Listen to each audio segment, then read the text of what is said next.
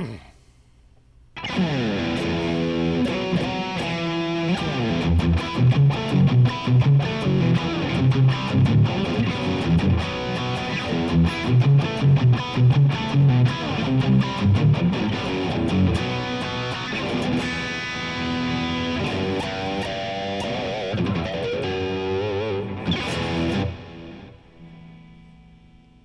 up? I think we are live now. All right, we'll just do a little screen cleanup here. Just a little screen cleanup. What's up, James? What's up, Stude? Yeti Matzi, Jeff E, Ripley, Ben Coombs. Good size early cried. Well, absence makes the heart grow fonder. Miss you, buddy. What's up, Ron? I think I saw Bill go by real quick. Gary Davlin, I think, real quick. Dennis, Terry, Larry, John, Juan Blanco. There's Gary again. John Doe, Boogie Woogie Creep, Jim Bean, Tactical Six Strings. What's up, buddy? Guitar Man, Strat Hippie, Christian Hunter. I saw Ripley, Larry, going a little fast, Landon Bailey, Bill, Frank, someone right before them, Blackjack, getting Matzi again, Friedrich, Cowhide, Chris Neiman, David, Quentin, Ian, Tim Doog, Ed Axman, Jeff E, Nathan, Hugh,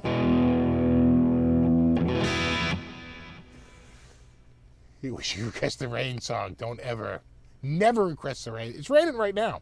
Of course it is. It's going to rain all week.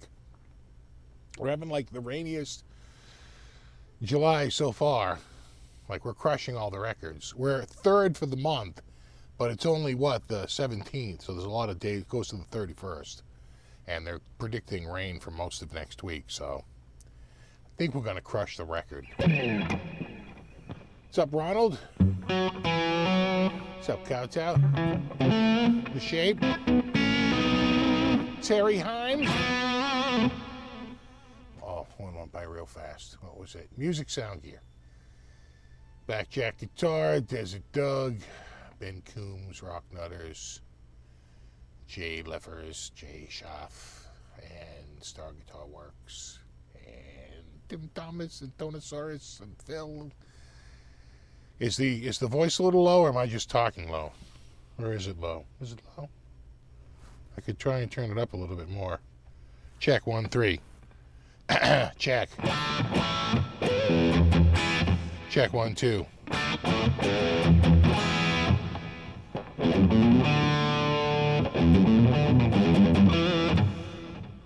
What's up, Jake? What's up, Curtis? It's going to be an Epi Les Paul night. You know what? It was right here. It was one of the three that braved it down near the water. Very, very brave. But yeah, it's somewhat back to normal. Somewhat.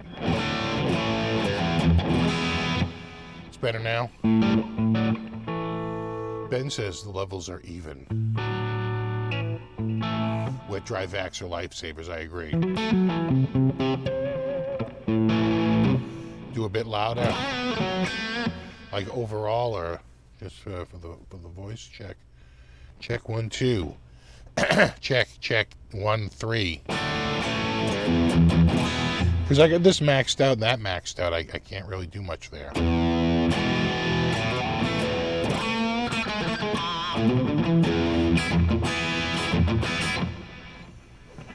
A little better.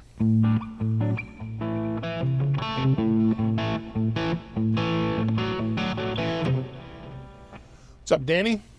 In India. What's up, Crazy Mouse? Doing better. Yeah, I survived. Just barely, though. We'll get into it in a little bit. I'll give you the play-by-play. I thought what's so funny is I was just like, I thought I had really prepped for it, and boy, I had not. But luckily I had, you know. Is it musty in your basement? No, not at all, because I've been running, and we'll talk about that. I've been running 2 dehumidifiers and that drain directly into the sump pump, and also a bunch of new fans that I have to say I'm a fan of the new fans. They really worked well. Just a couple. I threw a lot of money at this whole thing over the last week, pretty much starting on the 9th, which is when it was a hurricane, right? I think it was officially a hurricane at that point. Category 1 winds. It was no longer a tropical storm, but it had tropical rain, which basically means a lot of rain. A whole lot of rain. Now, what are you doing? Do I have to spin you around? Like this? Oh yeah, maybe like that. Like this? Yeah, that's better. Just getting this other. Yeah, there we go. Making sure we got the other cam there.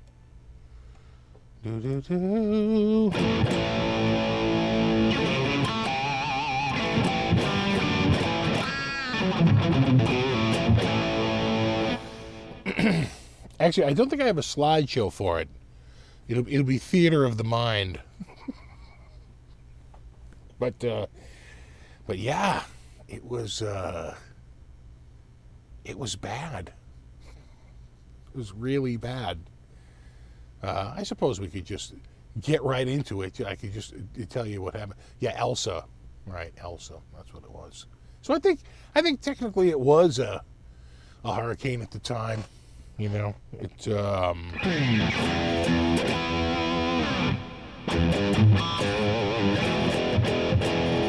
this guitar does sound good though, right? No.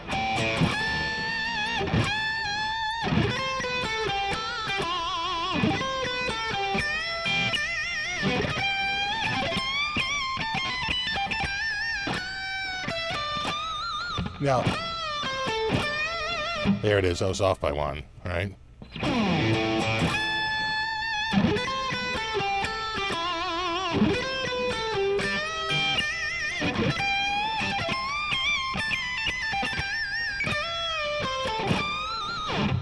That was it. Anyway, so you know, I knew the thing was coming. I knew the storm was coming, and I sort of prepped. Right, I got a lot of stuff off the floor, and I really went around and did get a lot of stuff off the floor, like the night before, and you know, I'd really prepped for it, and I'm figuring like I'm ready. You know, I'm ready for this.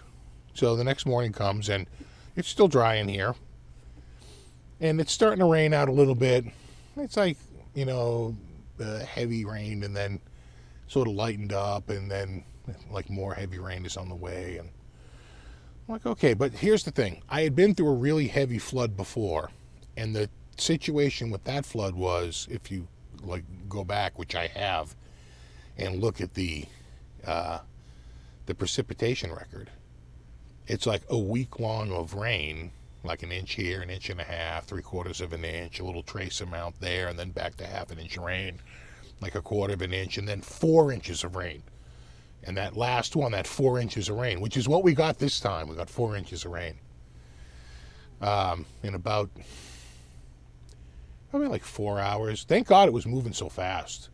If it wasn't moving so fast, I would have really, really been in trouble. But it was a fast mover. So, you know, sort of came in and went out.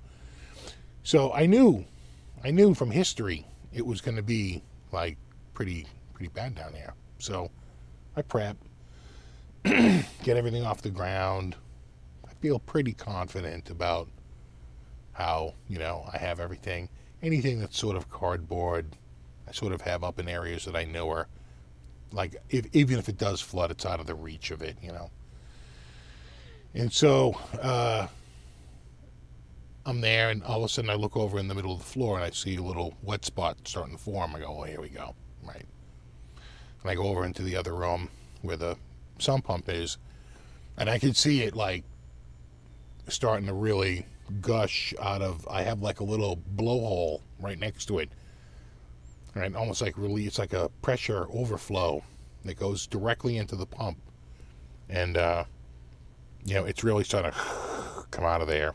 Eventually, it really gets going. But for that now, it's just starting. It's coming up like a swimming pool, right? It's just like the water table is rising up underneath the whole floor simultaneously, and it's sort of squirting out this hole right into the sump pump and getting pumped out, which is not nearly enough. What I need is like a French drain to like drain the water down to it, and then it pumps it out, and that can take the pressure off enough that it won't come through the floor, you know what I'm saying? Anyway, so I'm like, okay, what normally happens is the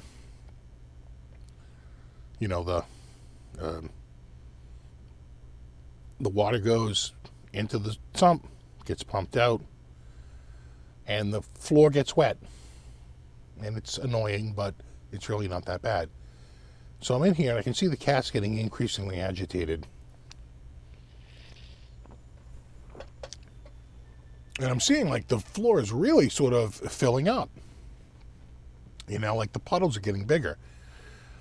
And then I see, like, a whole bunch of, like, bubbles, like, shoot out of the bottom. And I said, oh, no, wait a second. That's pressurized air underneath the floor, right? That's getting trapped and, like, getting pushed up. I'm like, whoa, what's going on? And I went in the other room, and the friggin' sump pump is completely covered in water. Like, the sump hole is, like, this far below, and that sump hole that I have next to it is bubbling up, you know what I'm saying? Like this crazy, like, bubble up, and I'm going, ay. And, like, literally right behind the sump pump on the shelf, I have a brand new pump. Brand new 3/4 horsepower Wayne submersible pump. And next to it, in a plastic bag, brand new, never opened, is an emergency discharge kit with the correct screw-on for the sump pump, and even has the little, clamp. You know,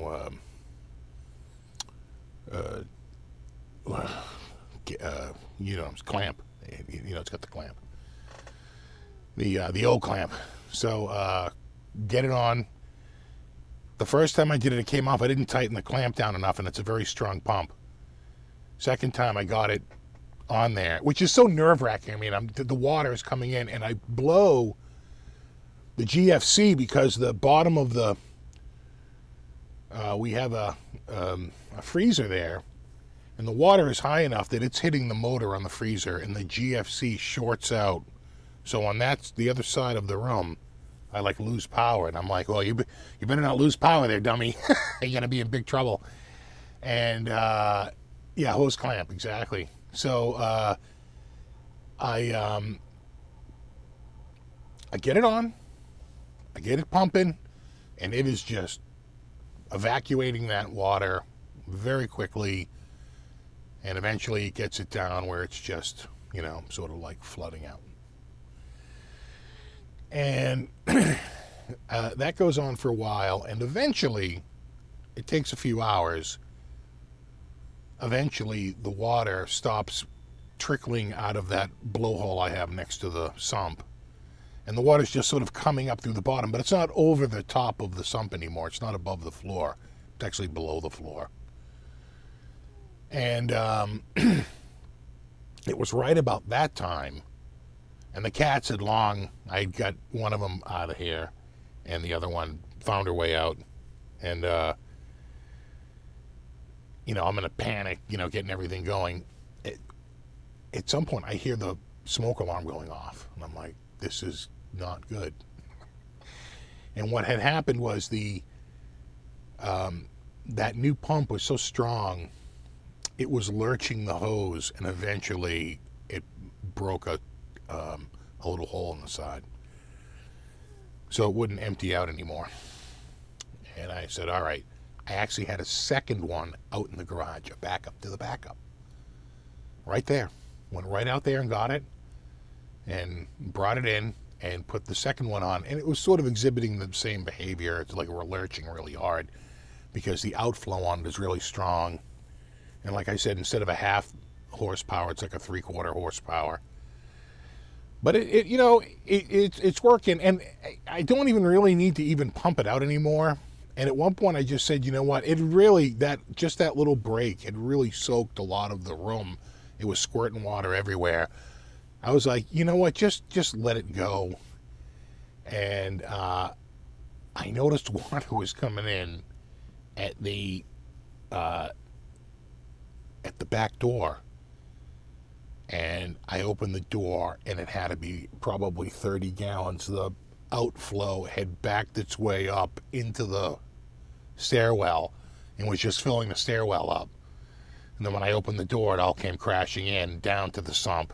I said, okay, enough. I used the pump to get that water out, which was very quickly. Right, you get it back out. And then once it got below, and it was just rising up and coming up, like an inch and a half below the top of the floor, I called it a night. I said, the end of it, And so that night, I ordered another 3/4 horsepower Wayne sump to replace the one I had just opened. And I went the next day to Home Depot and got 2 more of the discharge kits, which I was shocked to see they even had in stock. So I got 2 more discharge kits. And then the next day the new Wayne one showed up. And I ordered some floor fans that like point down. They're meant for drying floors. Those worked friggin' miracles. It got really humid in here for a while as the floors were dried out. First I hit it with the wet dry vac. And then, that takes most of the water up, but then they're just damp, and those fans worked so well. It was like this blue Lasco fan and this other, like, I forget the ShopRite or Built Right or something like that. Shop Built, Built Shop. Anyway, they worked really well. And so it was going pretty good. So then I went and took the sump that seemingly wasn't working. I took that and took it out of the whole discharge system with the big discharge pipe and all that. And we actually had a little bit of clear weather. It wasn't going to rain until like it had rained that morning, but it wasn't going to rain until like the next night. And, or the next morning. So I had a little bit of time, and so I took it out in the yard, and it was just clogged. And when I say clogged, I mean like I had to use like needle nose pliers to like pull all kinds of crap out of it. It was just completely clogged, so tight. But I got it completely cleared out. And actually wound up submerging it in a bucket, and eventually getting it. And the float had come off, but there was no problem. It was right there. I just rebuilt the little float system there.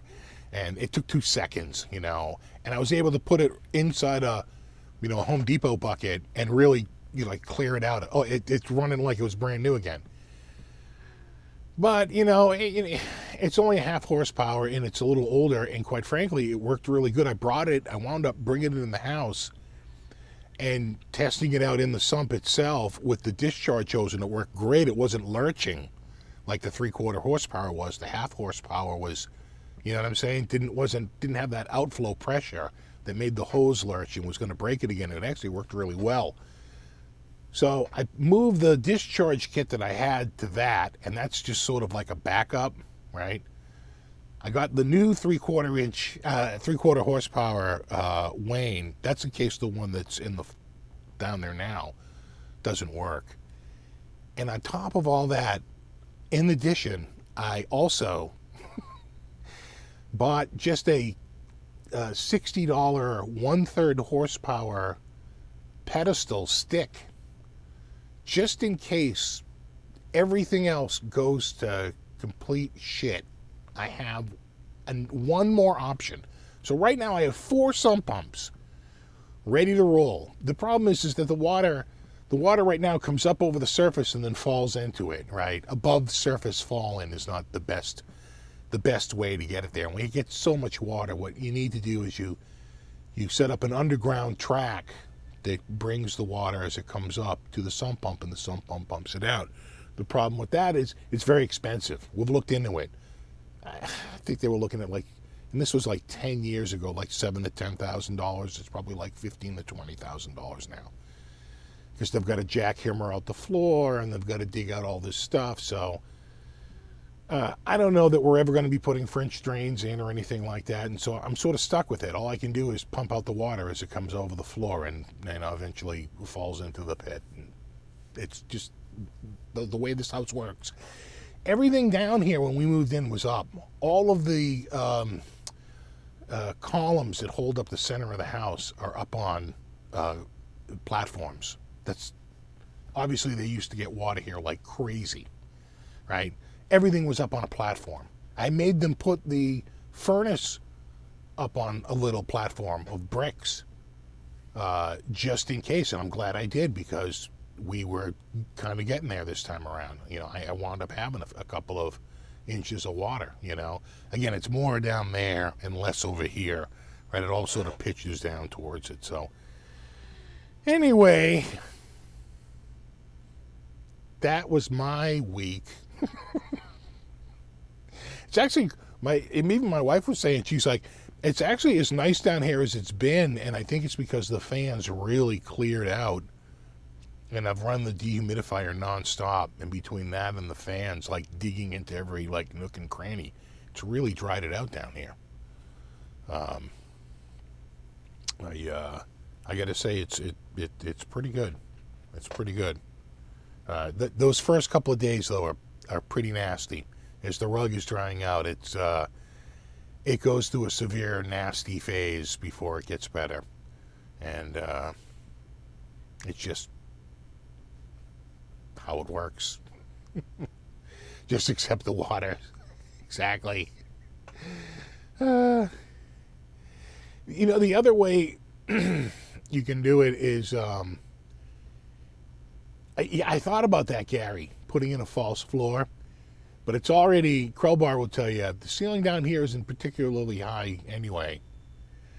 So putting in a floor just feels like it would make it feel even more cramped down here. I thought about that, believe it or not. Did think about putting in a false floor. But I don't think it'll work. I think the better way to do it would be to somehow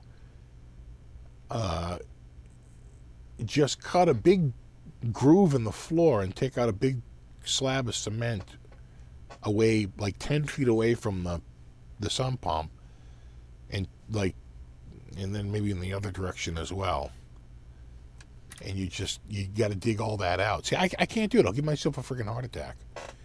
It's got to be all dug out, and then you put it down a layer of gravel, right? You put in a PVC pipe that's all slotted or drilled like a 2-hole weep hole on the bottom.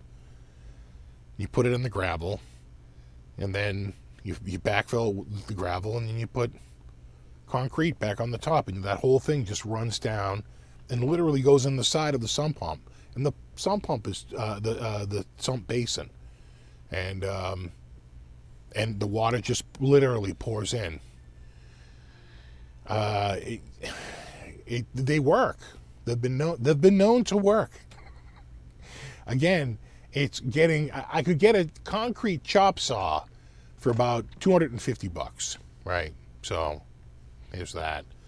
The concrete itself wouldn't be very much. I already have the basin. The PVC pipe is like $40, right? I mean, we're not talking a lot of money. The gravel is probably $50, $40, $50 for a lot of gravel too. I could even just go over to Boston Gravel if I could get a pickup truck. I think it's $25 a yard. Pretty cheap, and it's huge. So I just don't think I can do it. I think I'll give myself a goddamn heart attack.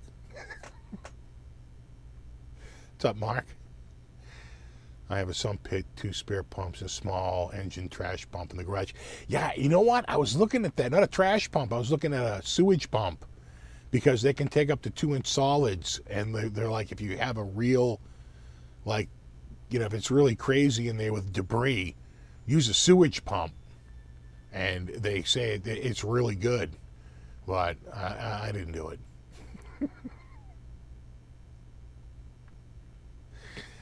I didn't do it. One thing that did happen this week, though, on a bit of a positive note, if I can, let me see if I can call it up here. La la la.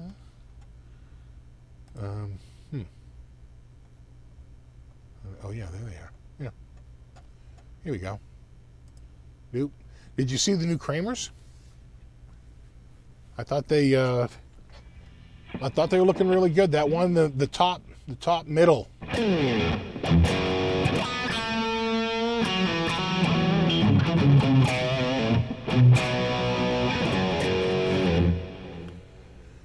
That's the one I like.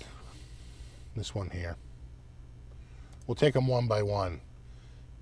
You have Le Feral Cat with Le Leopard. Speaking of that, did you see Lexi Fox is no longer in Steel Panther? It's a sad day. This reminds me of Lexi a little bit.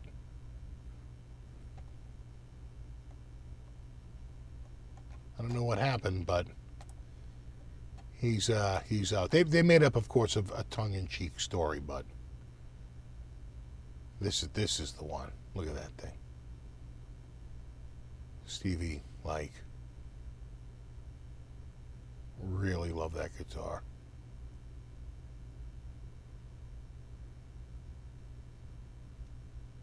Just wonderful.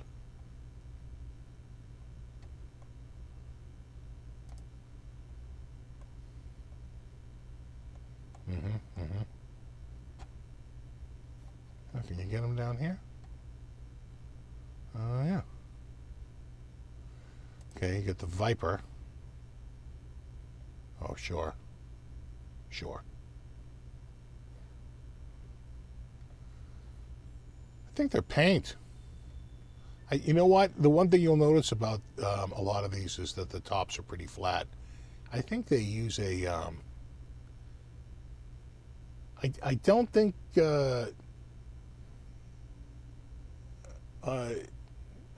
I think they use like a...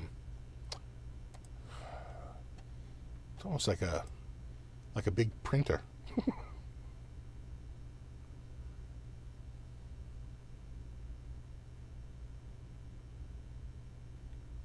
Pretty good. I like the look.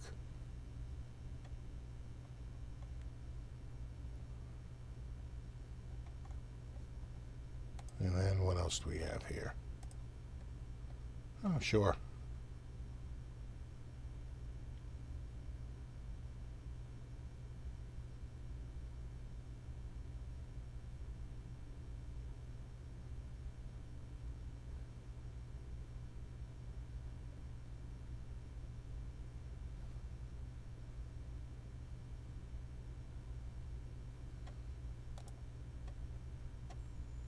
And then flames, of course.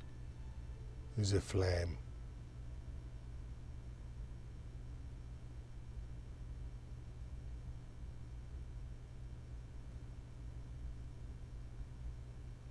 Look at that.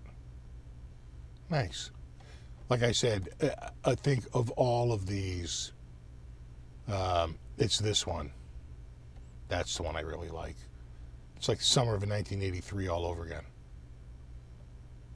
Beautiful. And D-tuna. Nice. Just realized that. Do the other ones have D-tunas too? Oh yeah, I can see them. Yeah. Right?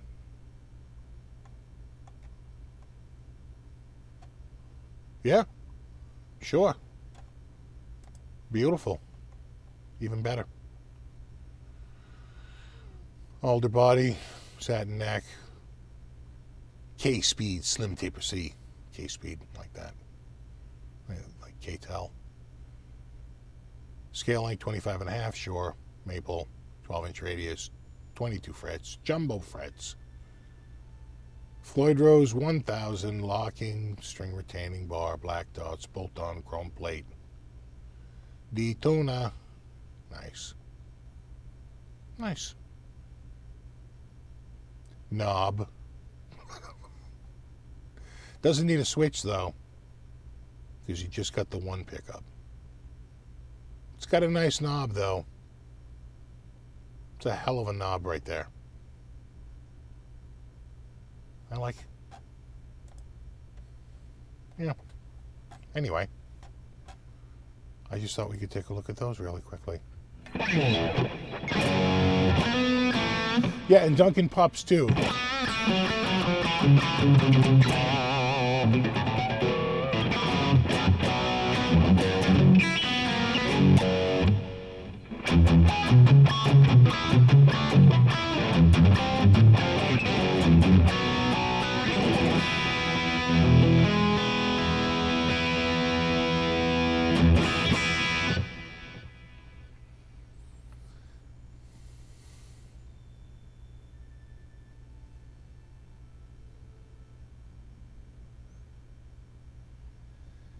Never see these in stores.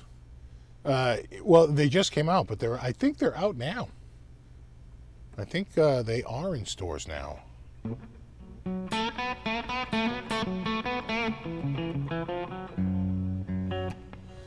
So I don't know if anyone's been following the NAMM footage. Did anybody in the chat go to Summer NAMM? Because I can tell you that the photos I saw, it looked pretty anemic. It looked pretty damn empty in there. It looked to me like, I want to say less than half full, but I could be wrong. Maybe it was just a section I was looking at, but it looked real. I thought even the Dallas Guitar Show looked like they did a better job of spreading people out and making it look more full. It looked pretty damn empty in there.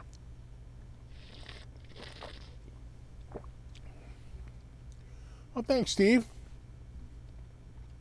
Did you ever get your Frankie neck back? No, but they have made progress on it. I actually did speak with Sean recently, and they got the booth, and you know it's in California. They even once you get the booth installed, you're not allowed to spray in it until like someone comes by and approves it, right? Because it's all building, it has to be all building code, which it was. It's done, and they're moving ahead. That's why you're seeing more stuff come out of them lately. So not yet, but soon, very soon. I had to go through a little bit of red tape to get the stuff built out, especially a paint booth where they're going to be spraying lacquer.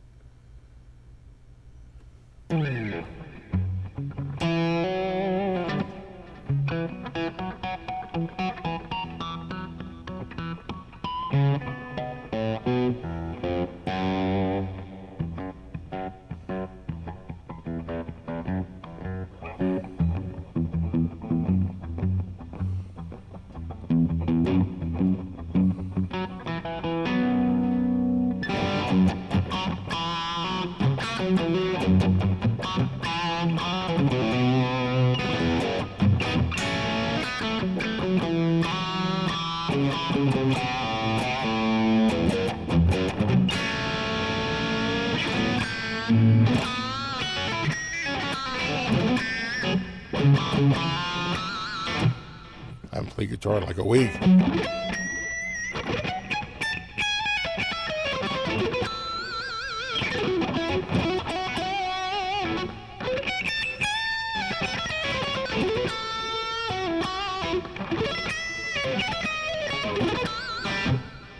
Yeah, the voice isn't coming through? Should be. Check. Check.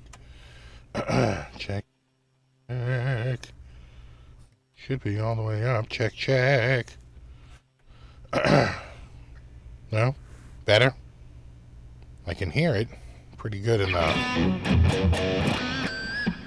Let me check the, you know what it could be? It could be the mixer. Hold on.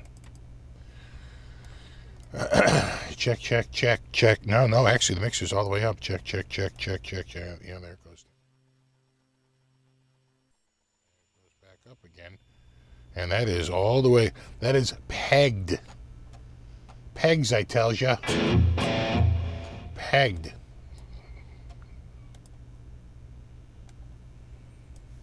That should be it. And then I'm maxed out.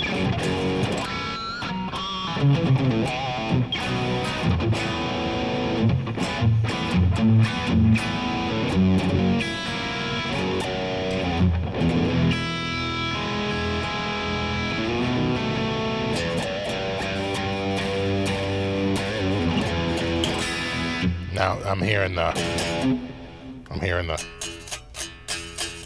guitar come through a lot more.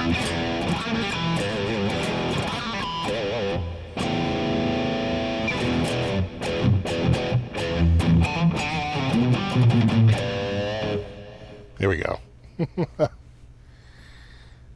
The volume's good. There we go. Exactly, jang, jang. No one wants to hear that. It's kind of why I try to keep the voice volume a little lower.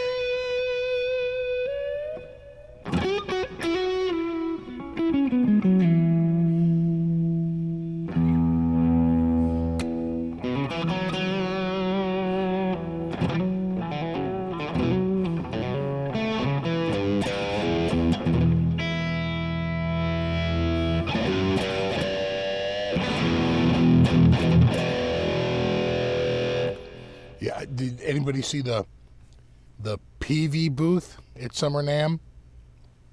It was like a card table with just a bunch of free stickers, a little swag on the top.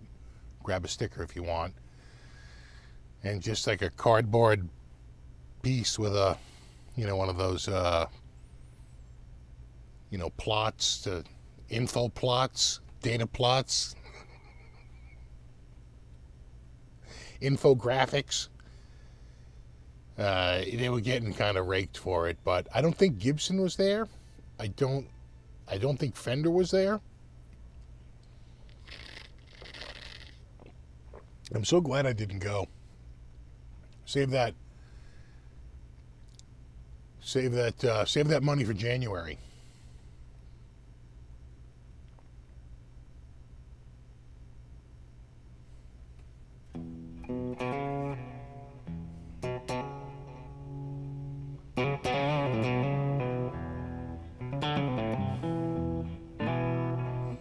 Some of them should have been canceled. Big companies, weren't coming out, saving their money. Yeah, exactly. So when that happens, you have to say, if you don't have really any big anchor people there, normally Gibson would have a huge booth, Fender would have a huge booth, PV would have a pretty good sized booth, but nobody was out there. Some of the ones on the floor, it's like a little deceptive because they were close up, but when you finally, I think Davidas had a picture taken with him like up in like the mezzanine, and when you look down, that floor is like half friggin' empty. I was like, oh my God. You know, when you're down on the ground, everything looks like a little busier. When they're up and they're looking down, you can see like half that floor looked friggin' empty. I was like, oh my God. What's up, Ray?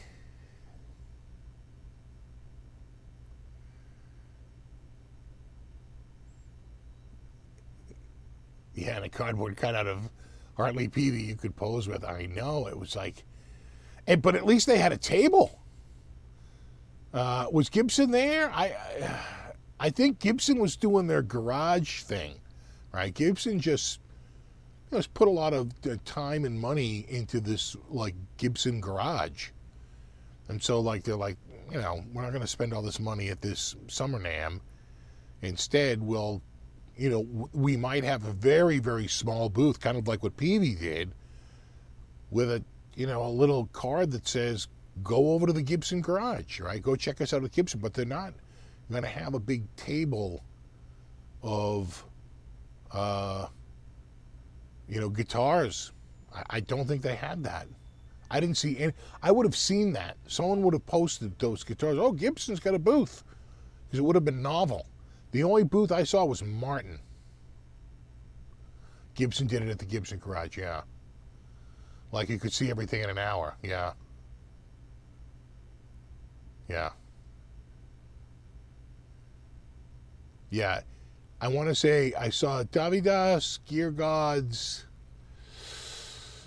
Arnold plays guitar, because I follow them all on Instagram and Facebook. I wasn't seeing a lot from Gear Gods. That tells me I didn't see a lot from 60 Cycle Hum either. Again, someone I follow on all platforms. Wasn't really seeing a lot.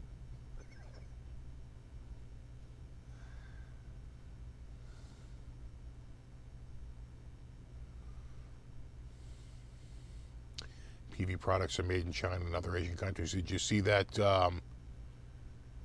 that proposal for Made in USA? It really, let me see if I can call it up. It sort of really popped up on the photography market, because there's a lot of photography related products, and especially drones, where they say they're made in USA, but really almost everything is made outside of the USA, and it's just assembled in the US. So that's become a bit of a topic, and there was some, let me see if I can find it here. There was some movement on that, on like, what does it mean to say made in the USA? And there's nothing that's law yet. Yeah, new FTC rule. It's an FTC rule. So I suppose as an administrative body they can hand out fines. New FTC rule will penalize companies making false Made in USA claims on their products. On July 1st, the Federal Trade Commission issued a new rule that will penalize companies making false or misleading claims about where their products are manufactured. I don't think Fender has a problem, because I think they meet the criteria. I don't know that it hits the guitar industry as much. You wonder about the pedal industry, though. All right.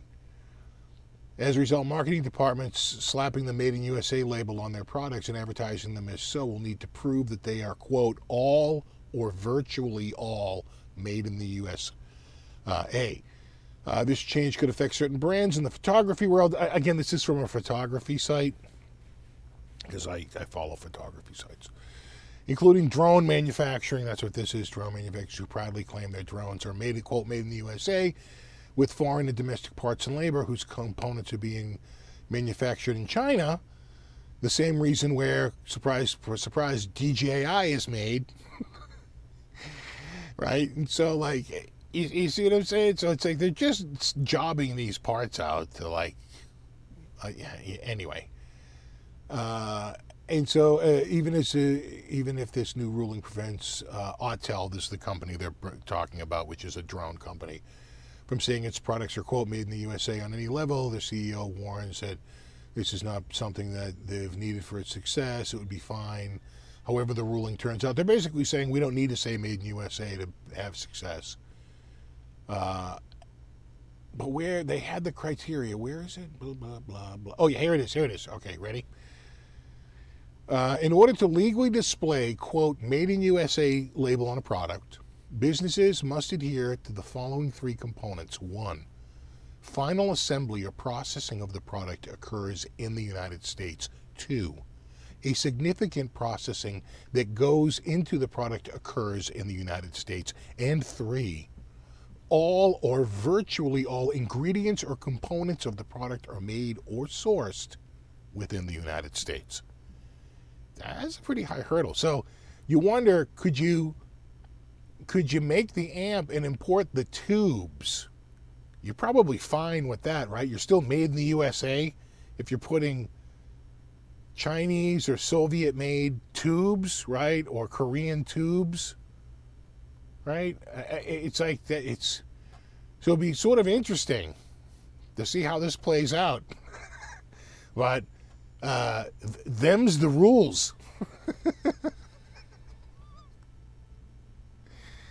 So yeah, you wonder if this is really. See, I don't think Fender has a problem, right? They carve their necks, they paint their bodies. That's a significant processes within the United States. Final assemblies in the United States. Now they might import a part or two. Like, are they going to come after Fender for using a screw that's like imported from China? I don't think so, right? That's still, quote unquote, made in the USA, right? I think it's hard to argue that. I think where it gets a little trickier is where you just, sort of outsource everything, and you're getting bodies and necks, and you're just sort of bolting them together and maybe even wiring in the pickups or something like that. Then are you made in the USA? Maybe not. Greetings, Steve, from a cool 100F AZ. Yeah, we were in the 90s yesterday, but we cooled off. Today, we are muggy, though. We got the dew points in the 70s.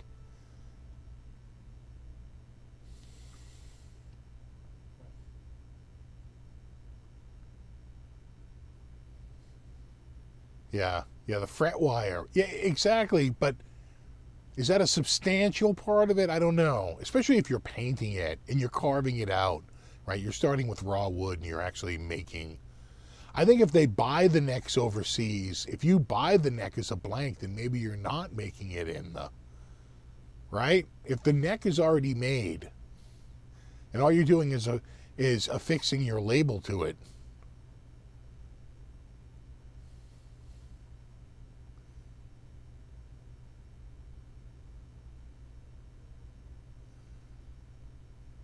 Yeah, well, components or sourced, but does it mean you're just buying it from a distributor?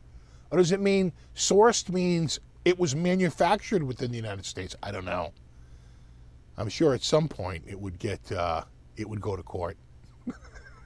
I don't think there are tube makers in the U.S. I think tube makers are only in, I want to say, China and Russia, right? Are they the only two places making, right? Sovtech, and then everyone else is out of China. I'm pretty sure.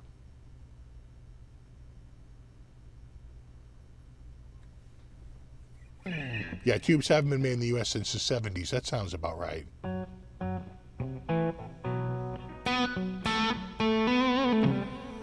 Yeah, exactly, Guitar Fred Zone.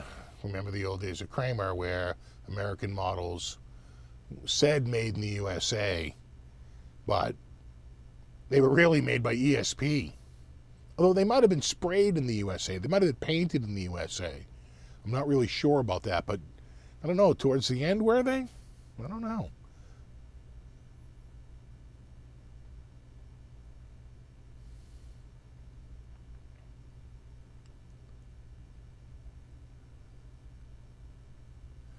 Yeah, very little is made in the USA. Too expensive. Yeah, where? Yeah, Korea. Right, Korea. That's the other place that makes tubes.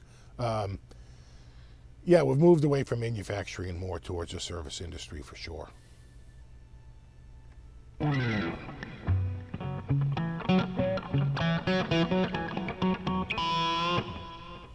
Yeah, even tools. The tools are made here, but the steel comes from China, right?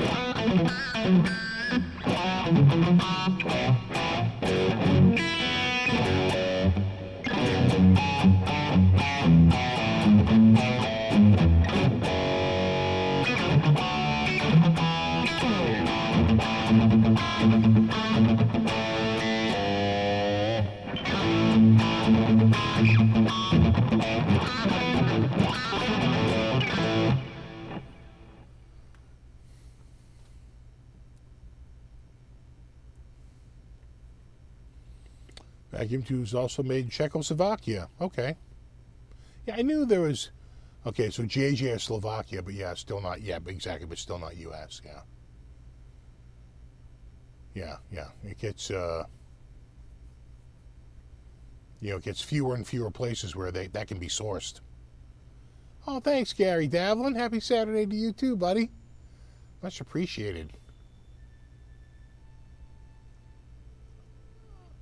I keep hearing,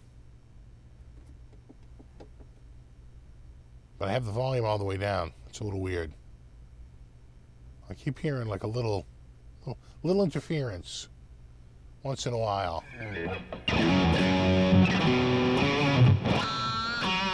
Might as well go into hemp farming. There might be some money in that right now.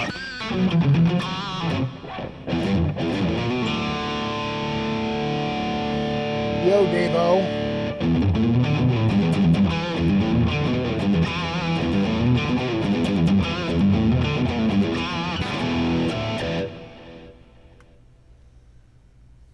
Pots and tuners are made in the U.S., but the parts are both made in China. Yeah.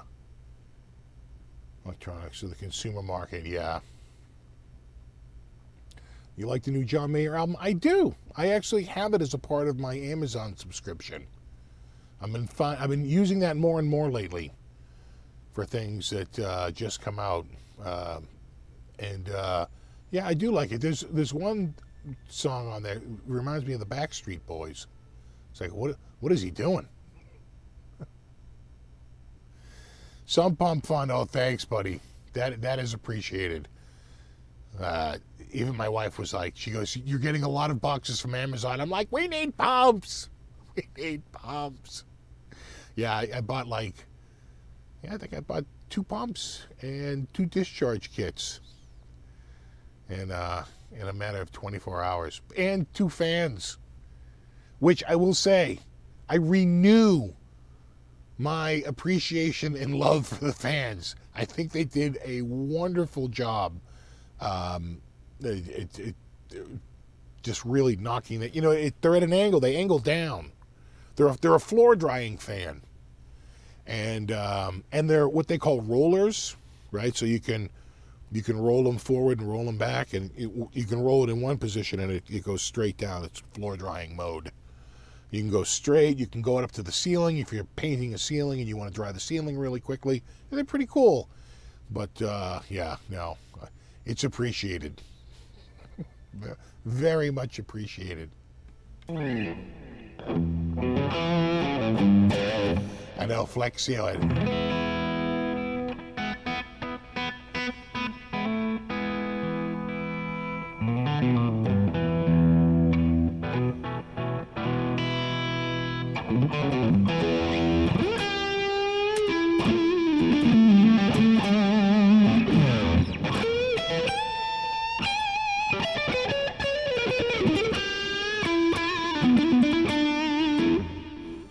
Hello, Mario in Brazil.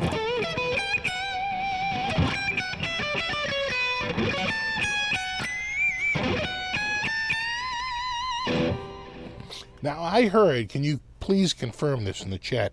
Am I correct that I heard that Randy Rhoads is going to be inducted into the Rock and Roll Hall of Fame, just separately, just Randy himself, because he was such an influential guitar player? I think he should be. I agree with that. I think he is one of the more influential guitar players of the 80s. I hope that's true. But I don't know. That's something I'd seen somewhere, and I didn't know if that was actually accurate or if someone's just playing tricks on me, messing with my mind. Because I would be very angry if I found out that it was just someone saying, no, we want him to be inducted. It's like, yeah, of course. So yes, he is inducted. So is he? Has he already been nominated and inducted, or is he? Because I thought nominations came out in October and inductions were in May. Was he inducted this past induction ceremony, and I just missed it? It doesn't sound like me, unless they just skipped it this year and it's just going to happen. I don't know. I'm very confused about the whole thing. But I think, if you're going to have it and you are going to put people in it, Randy deserves to be there. I'm in the pro Randy club.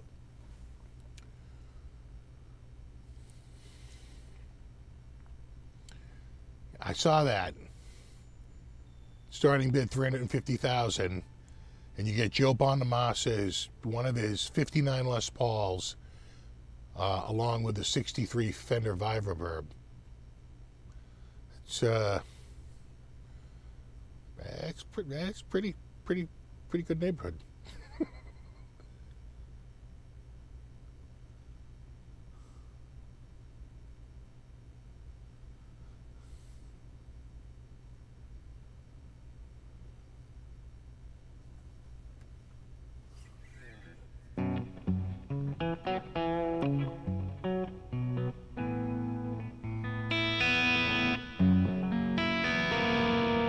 He's in some special thing they did for Randy Rhoads. Oh, okay. He's letting them. Okay.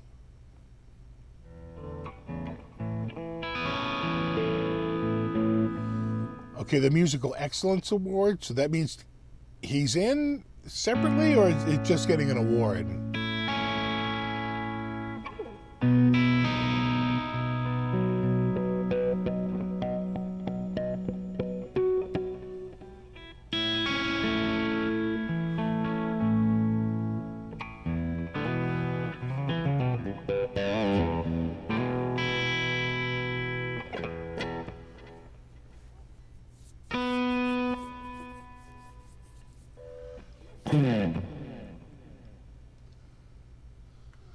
Okay, so Google says Randy will be inducted in October. Okay, there you go. October 2021. That sounded right, October. Because I remember in prior years, October seems to be the month of the news coming out.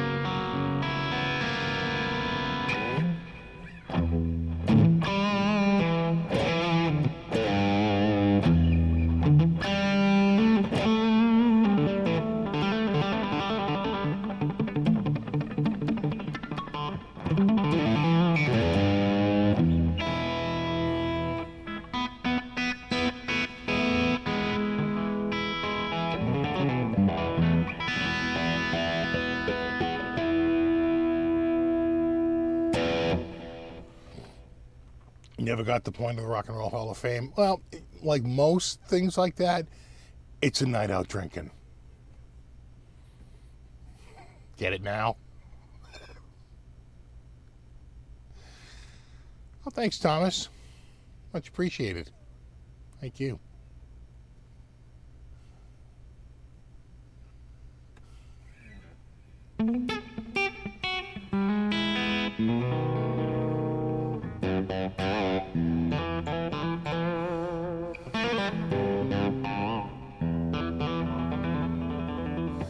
Going to any shows? No, there was talk about maybe going to see Kiss, but they're playing at Great Woods, which is an outdoor venue. And if there's one thing this summer taught me is that the outdoor weather is crappy and unpredictable. And I want no part of it. So if they played the Garden, if they played at the TD Garden, I'd go in a heartbeat. You know, less so for Worcester. Providence, I'd do it though. Providence is pretty easy to get in and get out of, but and not so much Great Woods. It's annoyingly difficult to get in and get out of that venue, and it's outdoors, so it's like double no. You know, I think my wife is going to some Green Day thing at I think it's Green Day and Weezer at Fenway.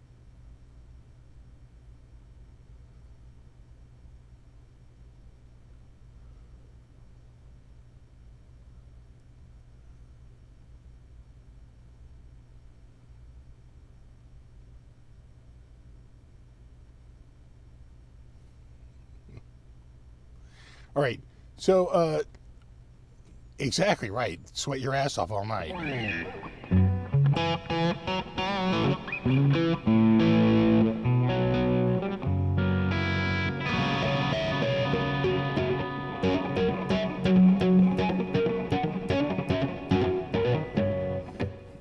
TD Garden.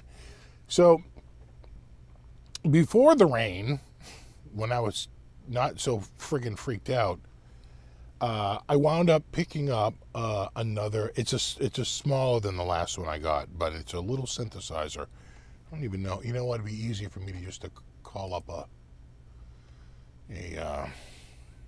picture of one. Yeah, right there.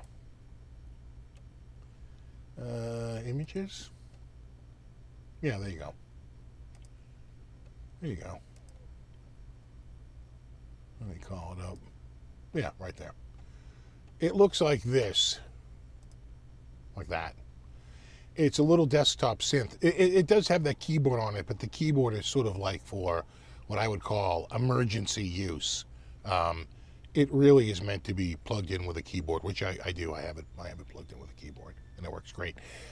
Unlike the other ones I have, this one is actually really analog. It's true analog. And in fact, when you start it up, it has to go through a fairly lengthy calibration process to like tune its oscillators and, quite frankly, calibrate the board on it. It's a capacitive keyboard down the front. So, but it's a cool little board. Now this one, new is $399, and I saw one a couple of weeks ago on. In fact, I would have showed it to you last week, but we had the flood. They had one up there for $249, and they're $399 new. And this just came out in May, right? So, like, literally, this has been on the market, like, what, 10 weeks, right? May, June, July, right? 8 weeks, 10 weeks. Came out in the middle of May. And one showed up for $250, and I was all over it. Versus $399. See? New. It's new. Anyway, I almost didn't believe that they were actually going to send me the Pro, because they make an Uno regular, which sells for about $150. I said, you watch. It'll be like, you know what I'm saying? It's like thinking you're getting a total bargain on something. It turns out you're getting completely ripped off because it's not worth nearly what you paid for it. I would have to return it immediately. But it was the Pro. The Pro actually showed up. It is the Pro. It's right there sitting on the desk next to me. It is a 3 oscillator analog. Oh, thanks, Buzz Wilson. I know, another basement rave, exactly. Obligatory coffee fund was thinking about trying to catch Clapton, but decent seats are more than a boutique camp. That's the other thing. You know, the prices for tickets right now are like through the roof. You know, it's crazy. Just one more reason to to maybe skip it for a little bit. You know what? Almost every show, I started realizing this with Van Halen. Almost every show shows up on YouTube. Somebody posted up on YouTube. Did you already cover Lexi Fox leaving Steel Panther? Yeah, we talked about it a little bit. It just sort of, I had heard that the last like 2 shows, they had another guy.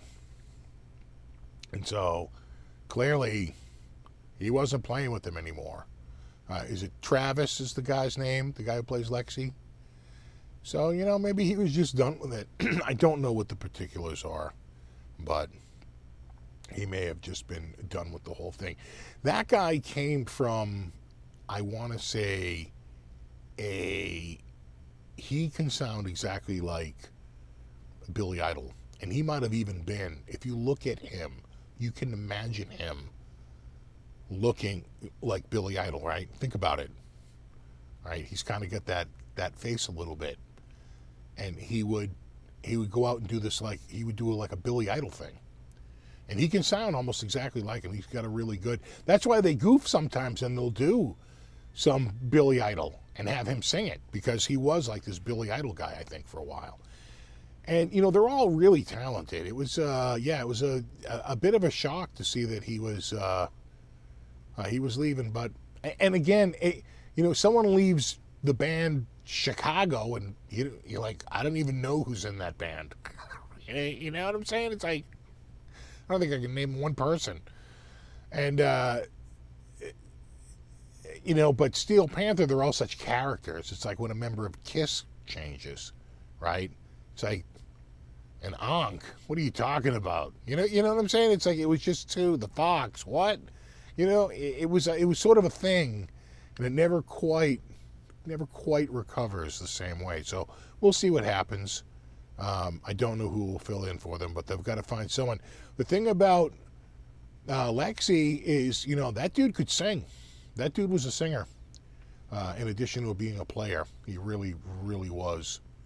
All 4 of those guys can sing. So they're going to have to find somebody with, I think, that level of talent to fill in. Anyway, back to the, we'll see if I can.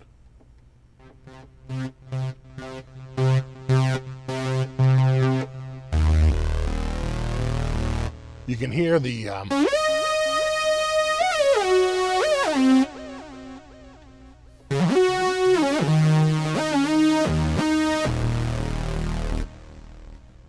analog, right? Real analog is real.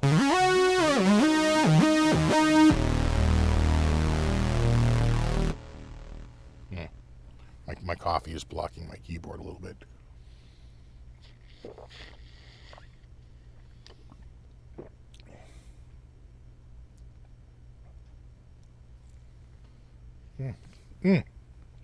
That is so good. We'll check out.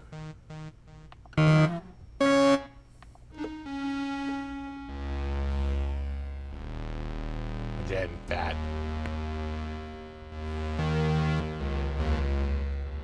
Big analog sounds. Let me just get to something decent here.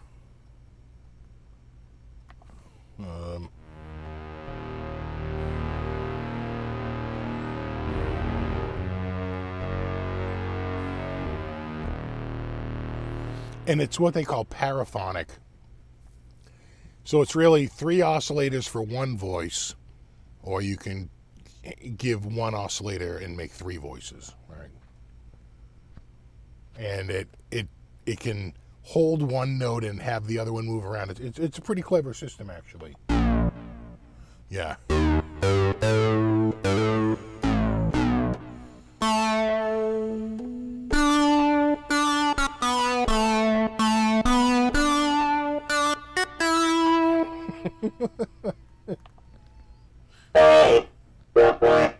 Some of them are much louder than others. Big heavy basses. You know. Let me find, is it this one?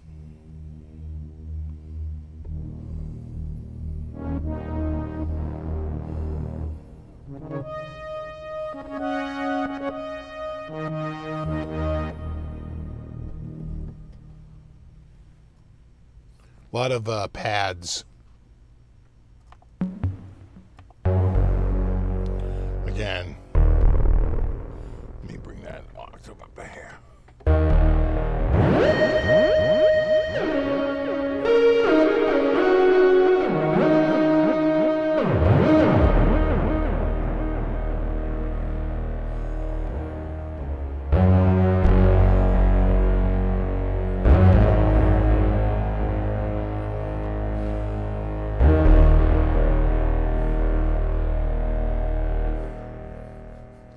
You know, like they just again, when you can really hear the difference with the analog. It really is just a little chubbier, you know.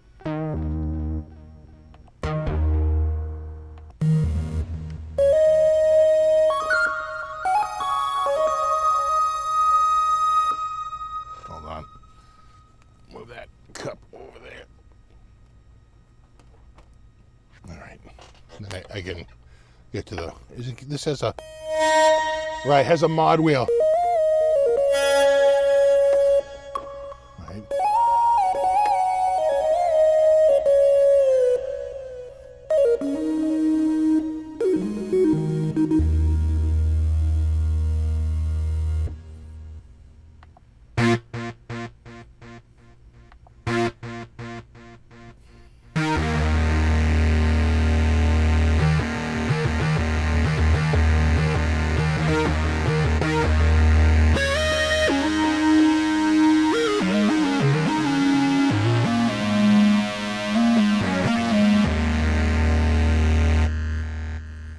Again, you can just juice it. It's got the juice.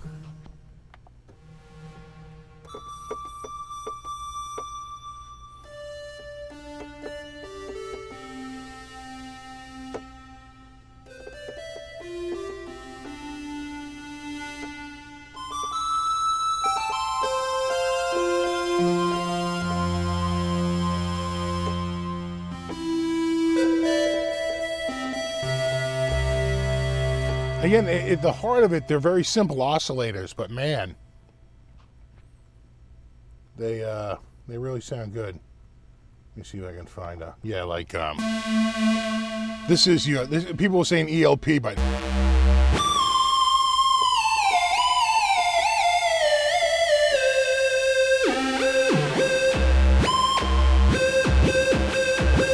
there's your ELP.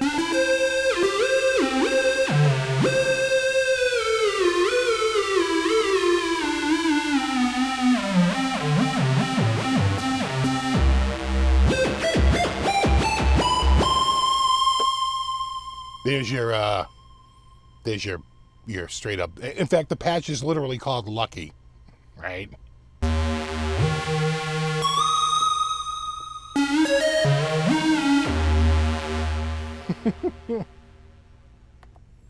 And then, oh yeah, this is like an ARP sound.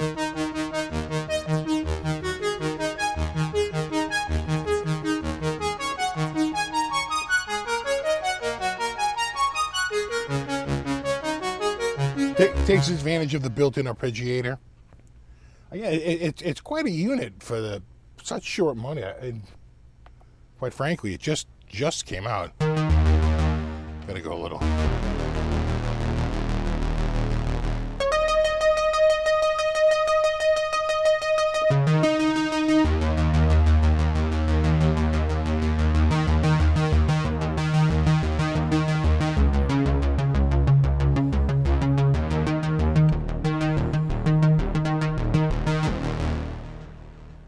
We'll turn the arpeggiator off.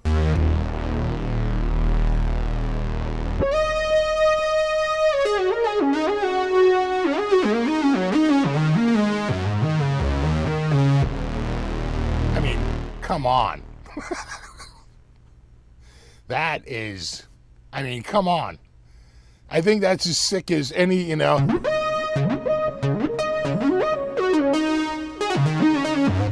Of course, I'm a terrible player.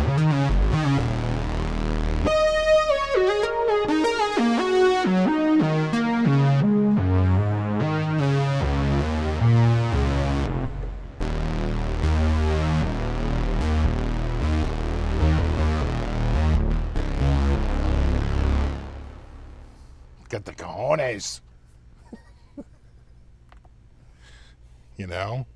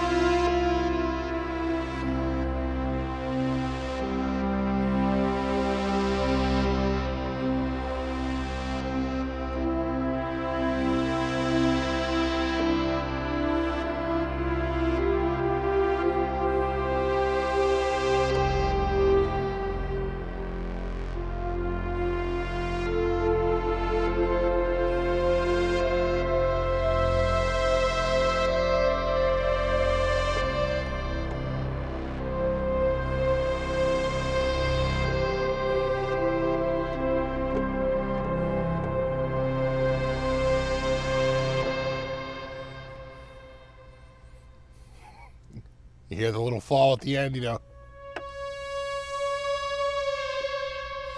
You know.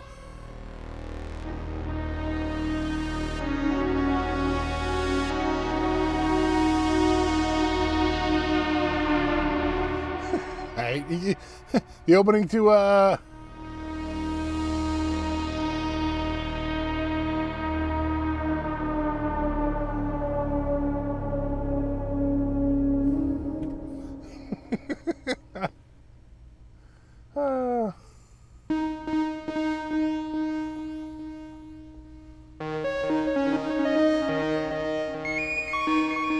I an octave up? I'm an octave down. Wow.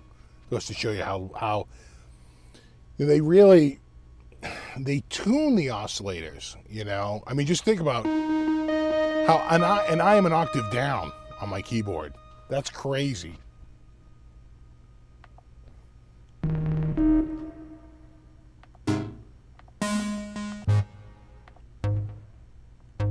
So it goes to a whole bunch of basses.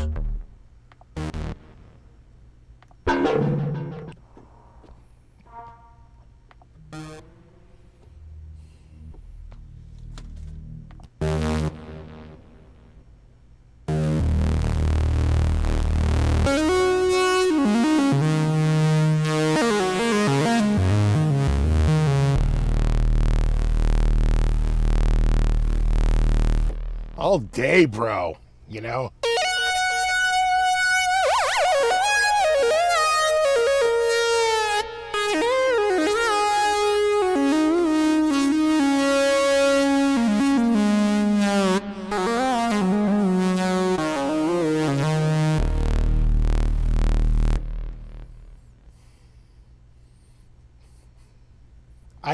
I will be a superstar in Germany.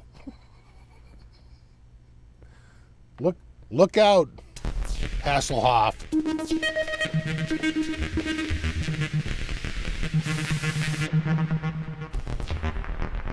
I'm on my way. Again, a lot of basses. You know, subdivisions.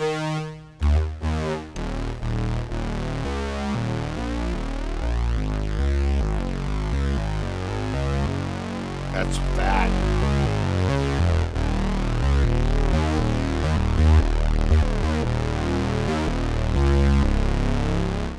Nice.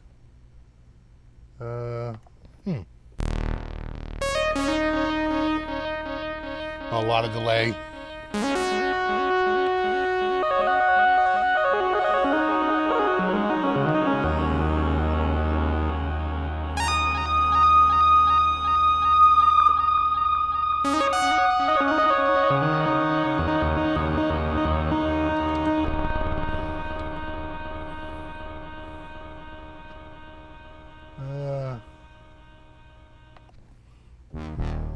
brass.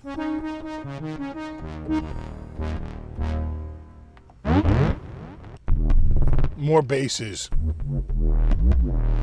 Because analog lends itself to basses, you know.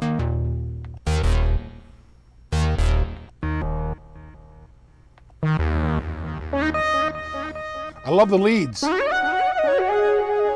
Right?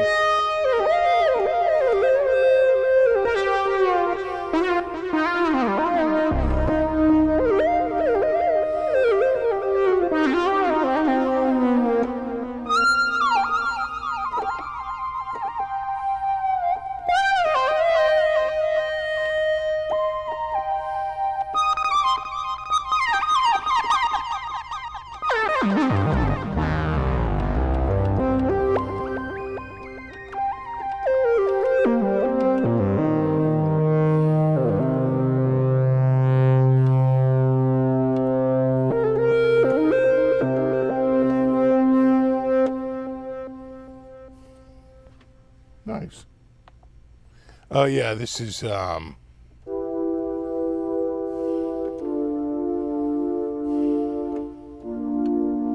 right, isn't it I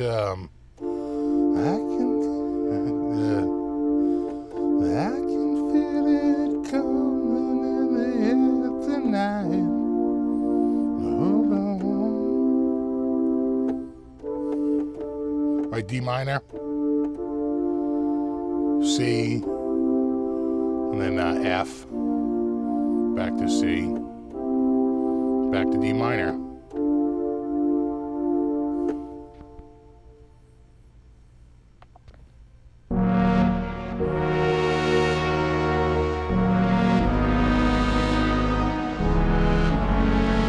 That's one of those ones where they detune like all the three oscillators or three different notes.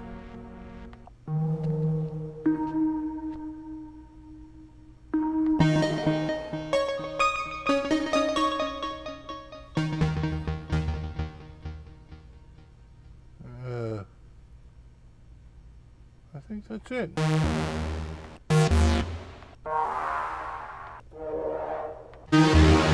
Yeah.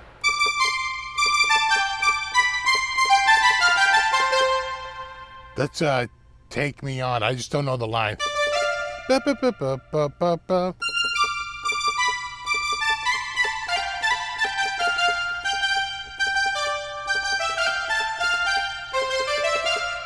I don't know it. Anyway, you get the idea. That was literally every single patch. I skipped over a bunch of the bass ones because there's a lot of them.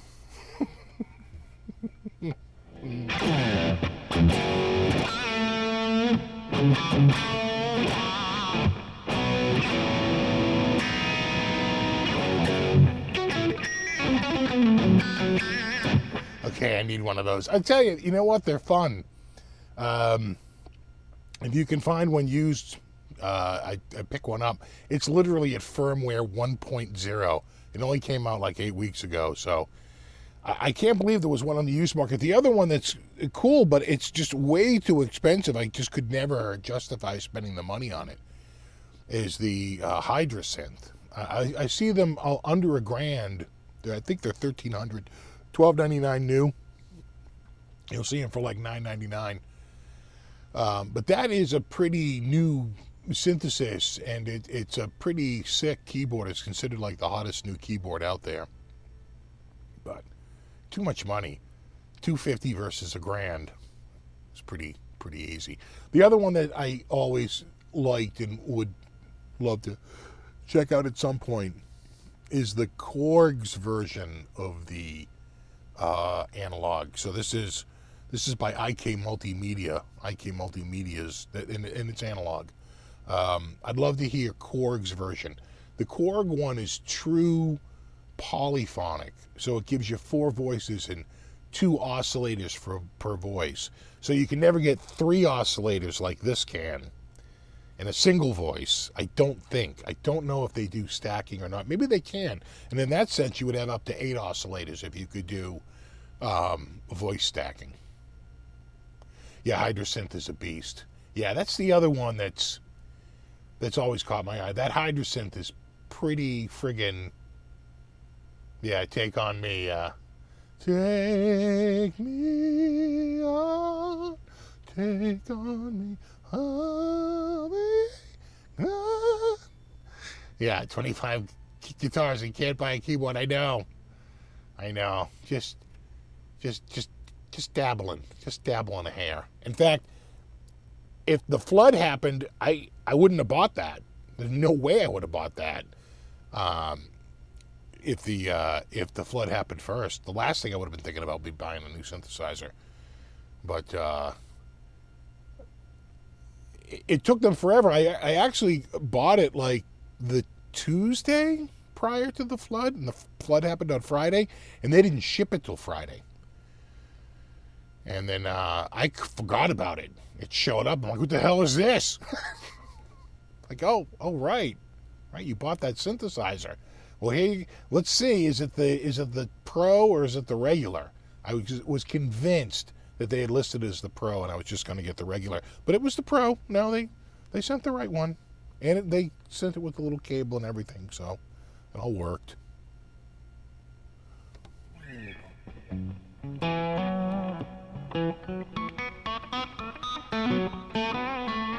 The polyphony on this is 3 or 1, right? So you can either run it in what they call paraphonic mode, where each oscillator gets its own voice, or monophonic mode, and you can get up to 3 oscillators for a single voice.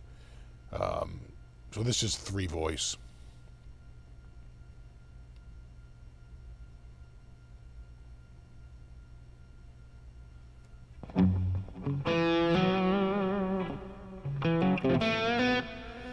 I think the kitties went upstairs. I think Buddy's over in the Buddy bunker. We had some.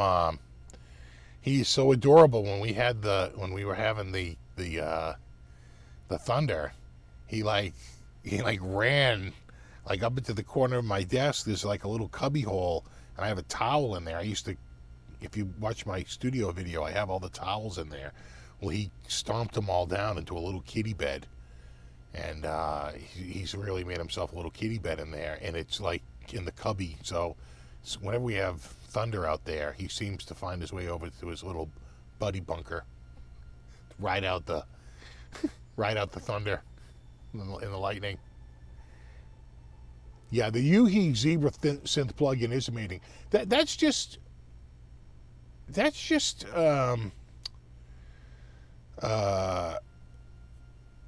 you know, I have a lot of the software synths. I was like, finally, let me just try some hardware ones. You know, I will say, I do think the analog on this is like some of the best sounds I've heard. You know, for an analog synth, they are just, you know, spot on, and you don't get the aliasing you get with a digital oscillator. You know, and you don't notice it until you get into the real high registers, and you're like, oh my God, I'm hearing like some grit going on there, you know. That's okay. Welcome, Brian. My brother had a DX7 back in the day. I had a TX7. In fact, there's one up there right now for sale, but it's just so not worth it. I have a Yamaha Modi X. That Modi X can load DX7 sounds. You know, you just got to load the sysx file up to their website. It will convert it to a Modi X compatible patch, and you can download it and install it on the Modi X, and it will be exactly the same. You just got to run it through the converter, the importer. It's all import export.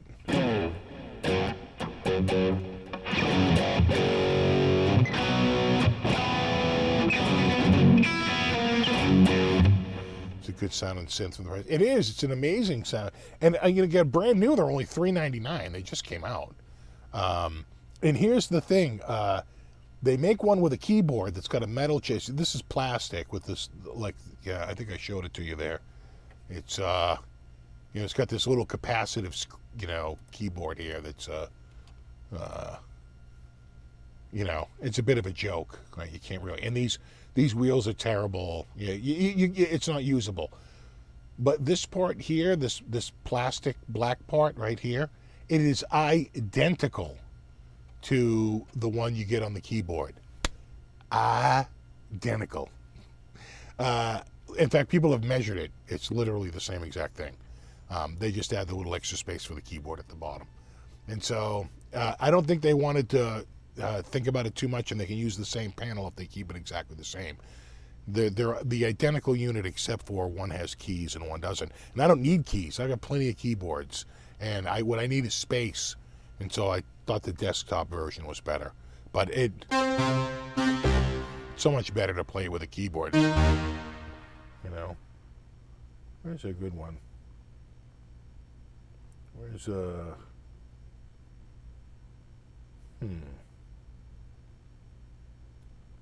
That's like a... Go down an octave. There you go.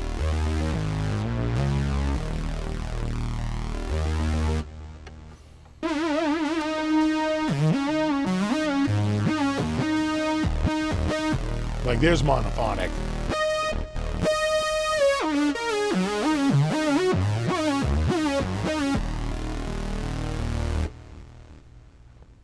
Yeah, and then it's got a little sequencer in it, so I could hit a little sequence here.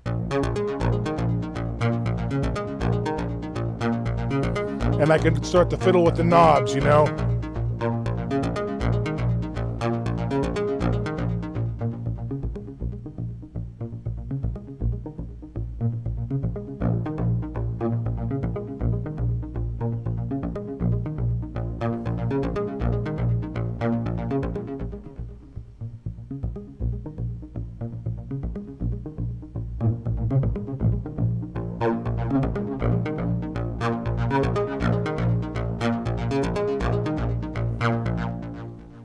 You know, it's just that's not my style of music. But probably a third of the patches are sort of like that. That's sort of like dance style crap. I like it for, it's got a plenty of old school fat basses and leads and pads, like straight out of like old 70s. In fact, I want to say one of them was sort of like the one in the, remember the Korg had the one that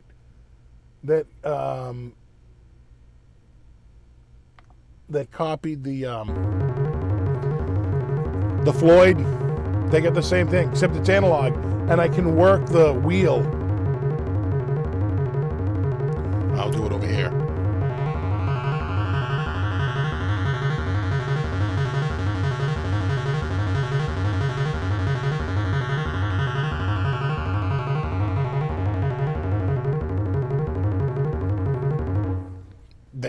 I swear to God, every single keyboard has one of those patches in it. It's become such an iconic sound.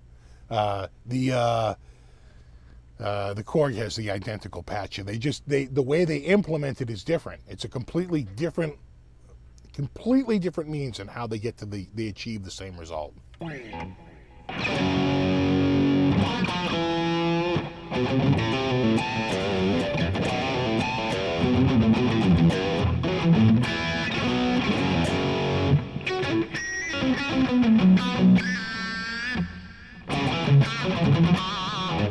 Yeah, with DX7 rack mount. Yeah, I have the TX7.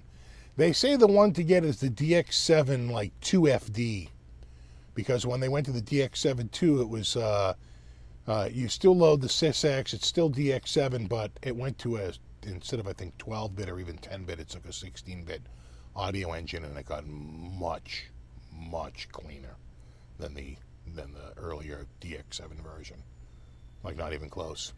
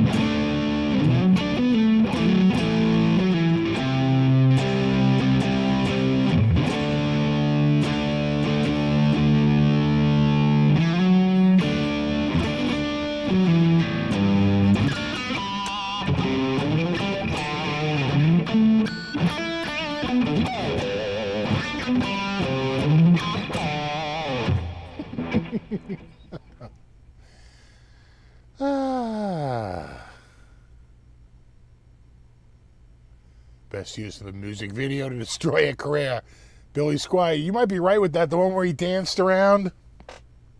Yeah, that was unfortunate. Well, thanks, Tony. Enjoy your streams, dude. Missed you last week. Understand for why the flood. Yeah. Oh, thank you so much. Yeah, it was last week was rough. I will say this, and it's so true. That Friday night and really into Saturday, the depression was real. I mean, just so bummed out, like, because it smells, you know, the rugs smell and everything. But I would say by Sunday, it was down to puddles and damp rug, not soaking, sopping wet rug, you know. And where every step you get a squish, you know. And then by Monday, it really turned a corner. You know, that was huge.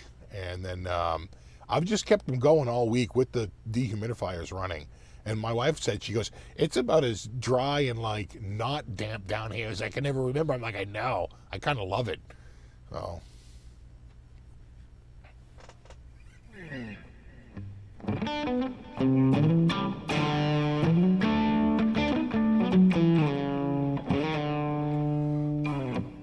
It's one of those notes.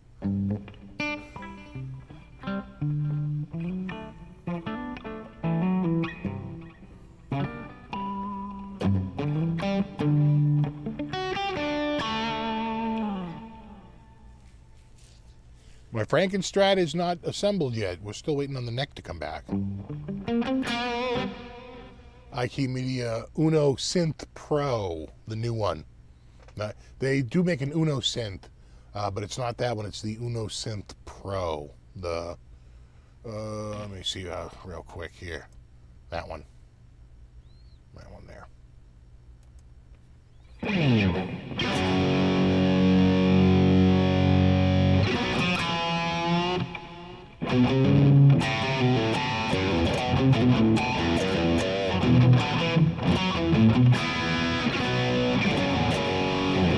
Keep up with George Lynch, dude's always doing something. No, I haven't. I should keep an eye out. I did see Lynch Mob like 10 years ago. They played a local venue, a pretty nice place too, that showcased live out there at Patriot Place.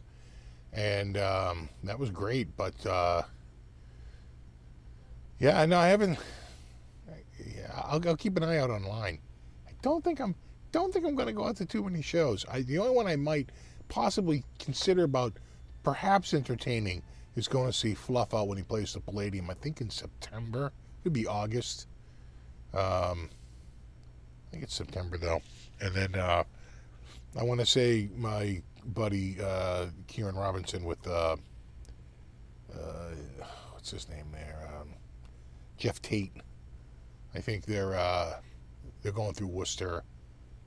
It could be like November or December. I'd have to double. Could be October, November, December, something like that. So that's about it.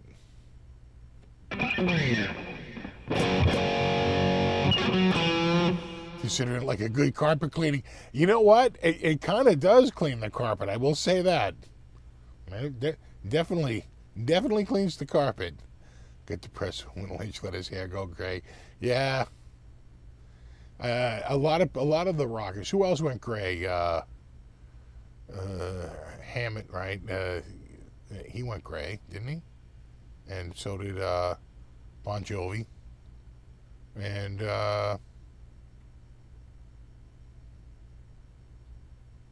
Hetfield. I think Hetfield. I could be wrong on Hetfield. I thought Hetfield went gray too, though.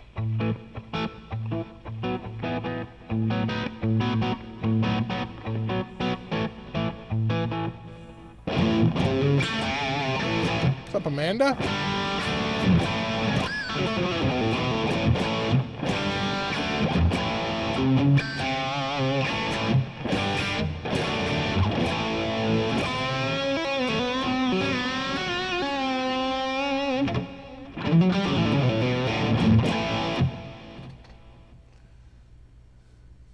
Yeah, EVH went gray, I think, towards the end, too, yeah.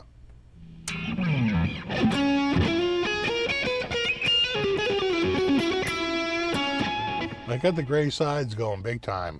The beard's going gray massively. Just even a couple of years ago, it was much darker.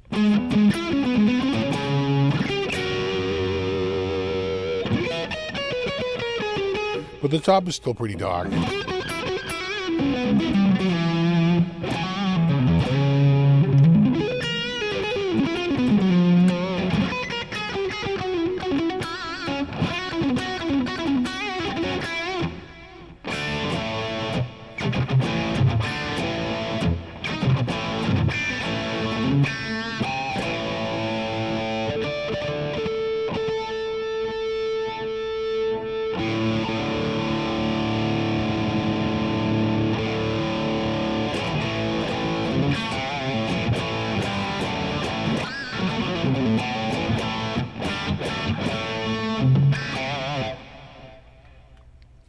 Steve I recently went gray. I like his beard. I think he looks better with the beard, to be honest. He changed his look up during the pandemic. I kind of like the beard look. Gives him a certain rugged, outdoorsman-y look.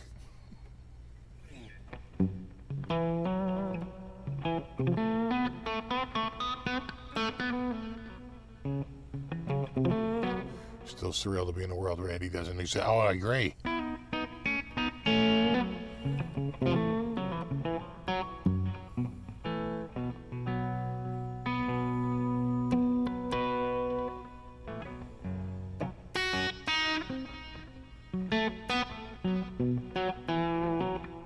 Ingve has a new album that's fired a lot like Rising Force. I'll check it out on Amazon Music. That's where I've been going to check out new stuff. I just go right over to the old Amazon Music, and I pay like $15 a month for a family plan. I should get my $15 worth, so I'll go check it out. They get everything pretty much the day it's released. It's pretty instant.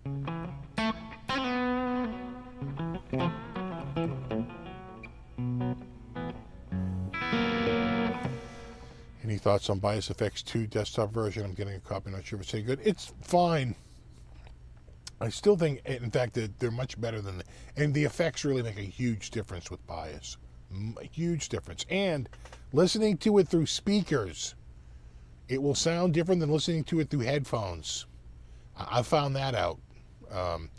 I still think THU is the one to beat. I still think they're the one that I just keep always going back to. Everyone comes out with good ones, and there's a whole bunch of ones out there, but I just keep going back to THU.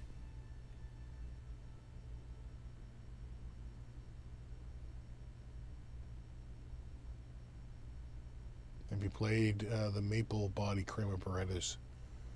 Upon those if you have. I did. They were a bright guitar. I remember I played one. It had like it was like a light burst, like almost like a sienna burst, like a brown burst, like a yellow brown sort of burst, flame maple top, which was a veneer, but it was a maple body. It was a solid maple body. In fact, my Kramer, my old Kramer from the 80s, is a maple body. You can see it because they had to use a router and cut away some of the paint, which was pretty standard at the time. So the Floyd Rose had plenty of breathing room in there. And you can clearly see it's maple, which makes it heavy and a little on the bright side. But I love them. I think they're great. I like a heavier guitar too, so maple will certainly make it that.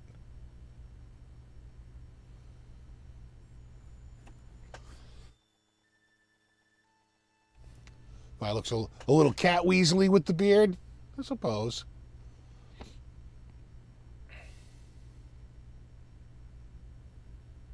You haven't heard the new Maiden? I'll have to check out that again. Amazon Music. I'll give it a whirl. Got some rain stopped. My first gig, long time. Got to play any 2 sets anyway. Yeah. Well, I saw there's a whole bunch of rain happening in Germany and Belgium, like crazy over the top, rains, and we have rained. We're breaking all records for July. We have already had, I think we're either the third or we might have even got up to the second wettest July ever recorded. And remember, today's only the 17th. It's going to go to the 31st. And they're predicting rain like all next week. The only day we don't have showers and storminess is, I think, Thursday. And then we're right back to it again. And they basically say that what it is that there's like an upper jet stream, and wherever that sets up, like below that jet stream at that boundary line, it's really hot and humid, and above it it's sort of cooler, right, and drier, but right on the border is storms, and we've just been on the border for like all of July. So like storm after storm just keeps coming by over and over and over and over again, and we just can't seem to get rid of them.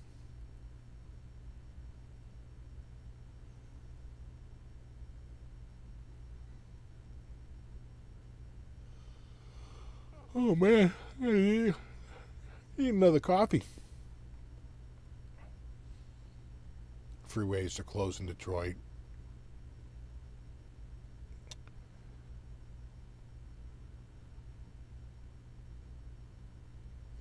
Still raining, yeah. No, we're raining like pretty crazy here.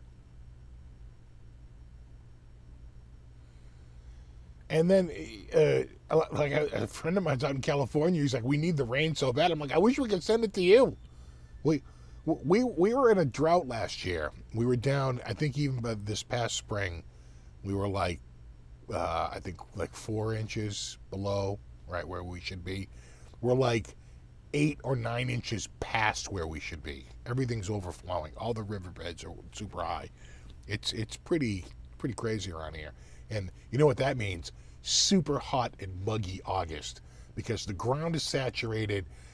All the water and all the beds are overflowing, and the sun will beat down for all of August and just make it so muggy.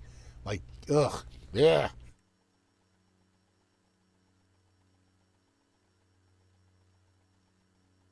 Ugh.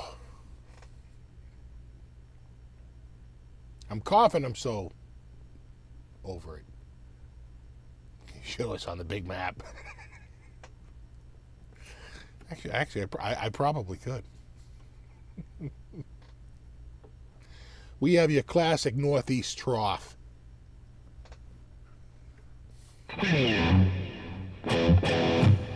Michigan here, so wet here. Mushrooms are sprouting. Yeah, I'm getting mushrooms too.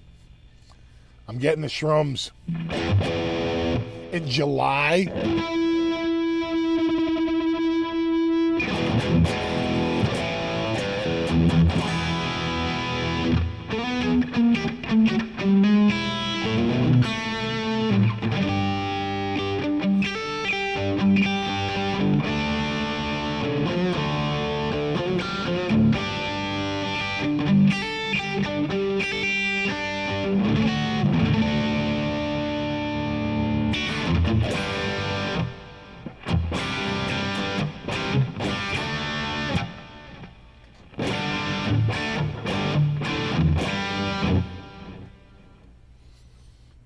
Yeah, we got the shrooms.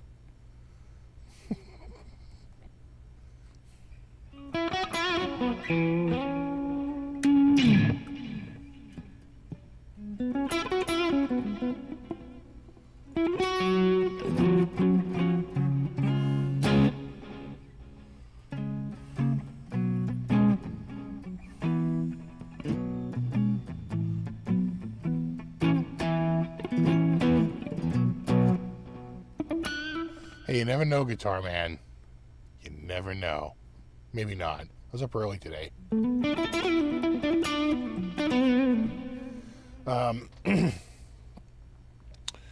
Yeah, my son just got a job at a golf course. You know, he was looking at a job. They wanted to hire him at a gas station at a car wash.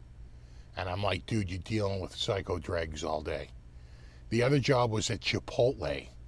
I'm like, you're dealing with psycho people all day. And then the other one was at a golf course, like in the morning, which quite frankly I think paid the most. And he's out there like just raking sand traps, but he has to be there at 5:30 a.m.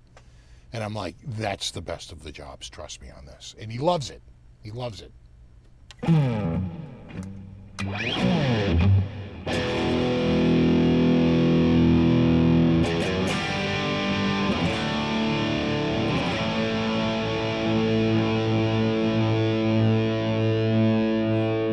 I agree, Master Bradwick. The ebony fingerboard is a game changer for this guitar.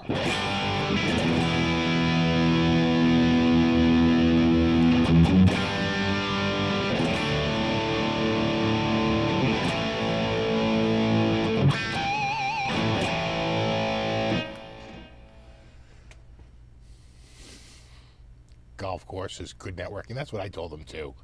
I go, listen, working in a car wash, you're going to deal with, crazy people all day. It's at an enormous gas station, and it's got like 3 big car washes in there, and it's on a major highway. I'm like, that is crazy town. Now, do you want to deal with that all day, or do you want to just go to a golf course and you're out listening to birds tweet at 6 a.m. as you rake out friggin' sand pits for the same money? In fact, I want to say it was $1.50 or even $2 more an hour. And he's like, yeah. And it's a very exclusive golf club. So it's not the country club, and it's not the Norton Club, but it's a pretty damn good club. It's a private club, and they've got big money to spend on golf. He's one of, like, I think 20 people on groundskeeping.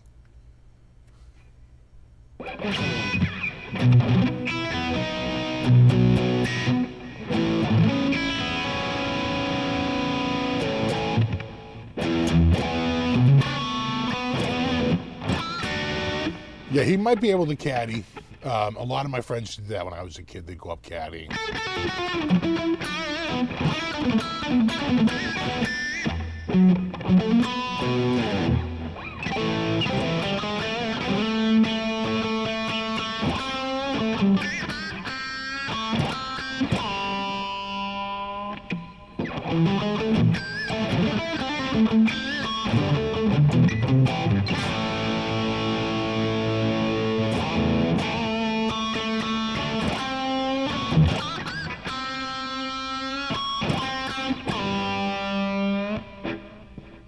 Car wash is probably owned by the wife of a meth dealer. Yeah, I know, right? And they have to pre-scrub the cars. That's what he'd be doing. He'd be pre-scrubbing. I go, dude, you're going to get run over by some psycho drunk. It's like, trust me.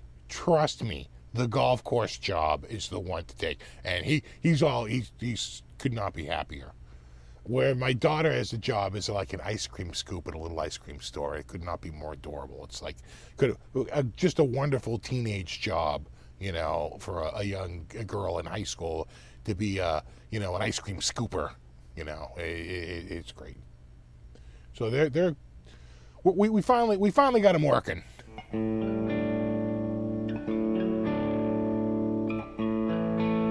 How long did it take to get rid of the water? Well, when it was really up, like when it was at its highest and the pump had failed, and I was putting the other one in, it probably took about, I think it only took about maybe 15 or 20 minutes for it to clear out the excess and get it down to the point where it was just, filling up and emptying out, filling up and emptying out, filling up and emptying out, but there wasn't like, a pond of water down here anymore. It had all been pumped out. Talking about a pond, like my wife said, she goes, the backyard looks like a pond. I'm like, yeah, well, where do you think the water's going? It's got to go somewhere. So it's going down there. Now, I could maybe add like a 50-foot extension and have it go out to the driveway and then down and out to the street. But they say as long as you get it at least 10 or 15 feet away from the house, and it was probably more like 20 or 25 feet away from the house, then they say you should be good to go.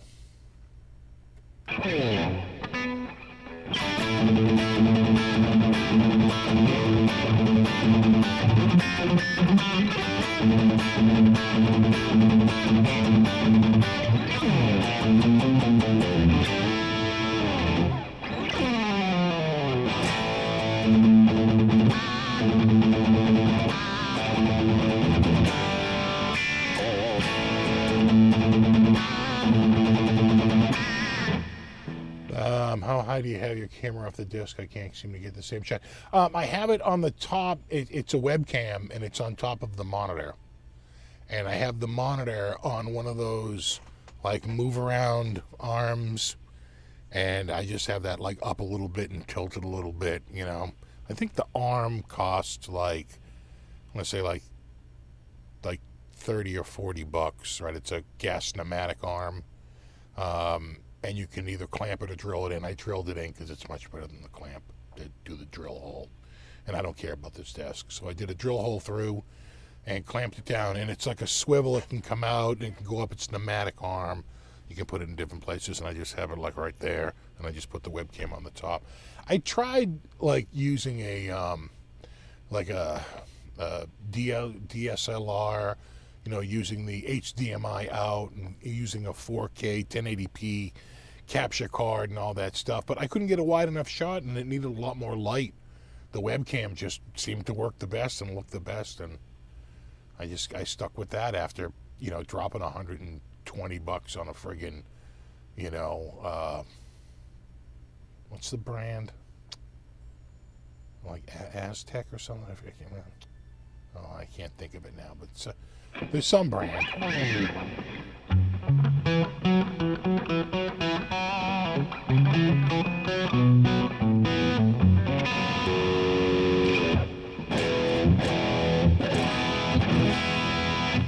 Surprised you're not pulling out the SG. You know, I almost did, but I had this on a stand, but I had the SG packed up. And I've been trying to keep the SG like up off the ground just in case.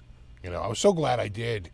You know, I really did get everything up off the ground. In fact, I even have like a drawer over here that's like, it's a plastic, sort of almost like a bookcase, you know.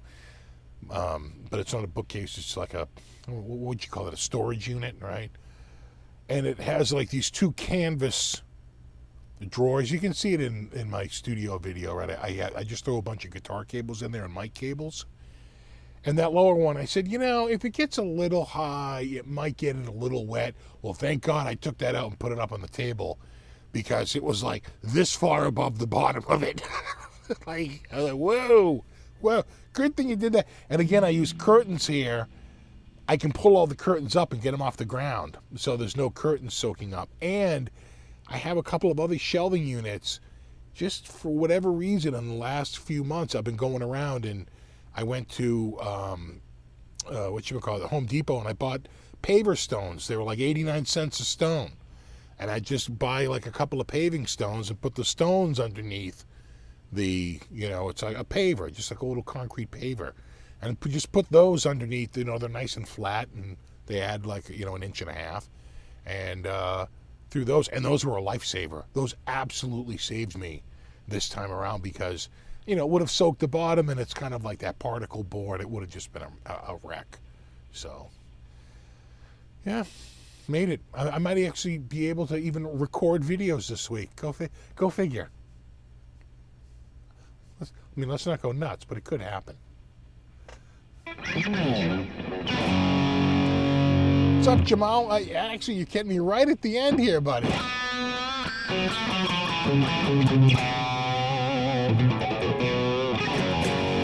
No guitars got damaged. Really, nothing at all got damaged at all.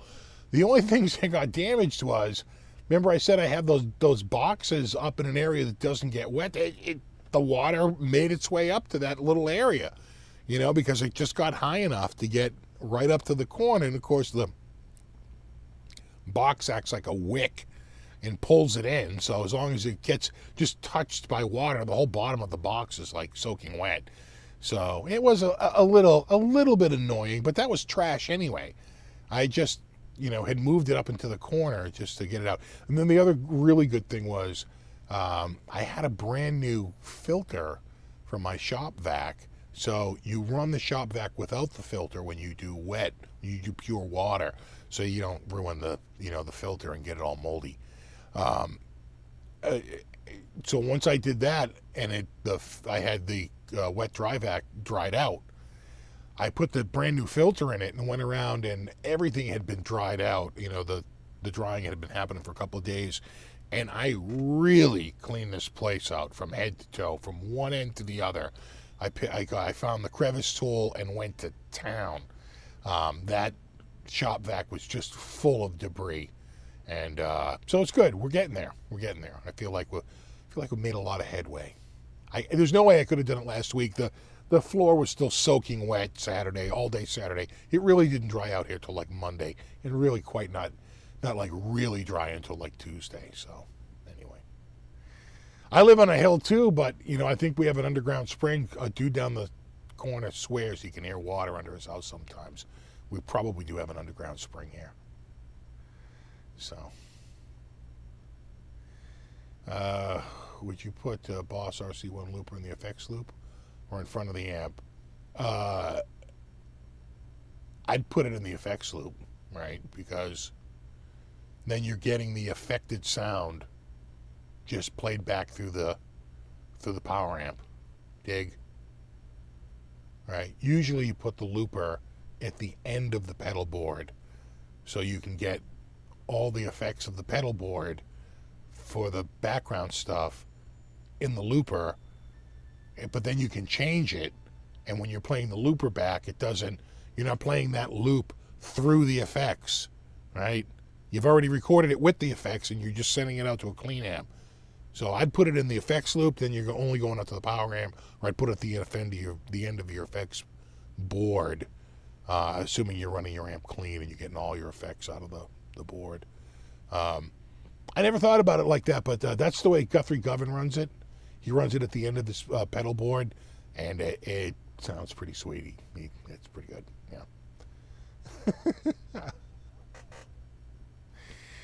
I know that the last thing I need is a sinkhole. My God, my whole house would be sinking down. Christ. I don't think so, though. I think we're on stone. I think that's why we flood.